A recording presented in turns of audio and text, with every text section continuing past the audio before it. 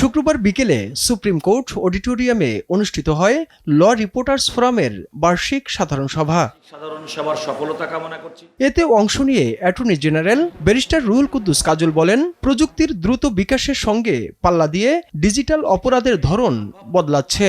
এসব অপরাধ দমনে বিদ্যমান আইন পর্যাপ্ত নয় উল্লেখ করে তিনি সময় উপযোগী নতুন আইনি কাঠামো প্রণয়নের উপর জোর দেন। প্রতিদিন ডিজিটালি আমরা যে সমস্ত অপরাধ দেখি, গুটি কয়েক আইন ছাড়া এই সমস্ত ডিজিটাল এভিডেন্সগুলো কিন্তু প্রচলিত ধারা বিচার ব্যবস্থায় সাধারণত ব্যবহার করা হয় না। সময় এসেছে অথেন্টিক ডিজিটাল এভিডেন্সকে আপনার যে কোনো ট্রায়ালের ক্ষেত্রে বাধ্যতামূলক গ্রহণ করার জন্য সার্বজনীন আইন প্রণয়ন করতে হবে।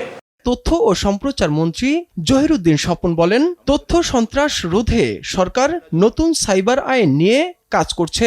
একই সঙ্গে রাষ্ট্র ও সমাজ গঠনে গণমাধ্যমের দায়িত্বশীল ভূমিকার কথাও তুলে ধরেন তিনি। আমরা রাষ্ট্র সরকার এই পরিস্থিতিটাকে বিবেচনায় নিয়ে আমরা দেশের সাইবার লকে নিয়ে কাজ করতে শুরু করেছি।